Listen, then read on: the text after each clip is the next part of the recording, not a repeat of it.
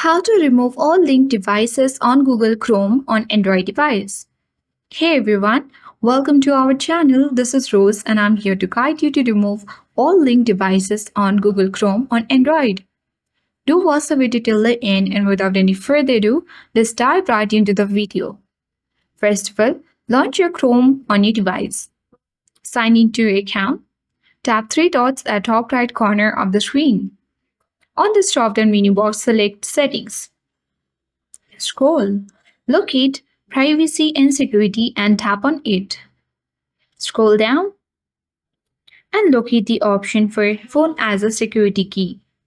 You have got the option to remove all linked devices, so tap Remove All Linked Devices button, and this will remove all your linked devices on Google Chrome on your Android device.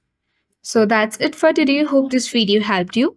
If you are new to our channel, hit the like button and subscribe for more tech and tips videos. Thank you for watching and see you in the next video.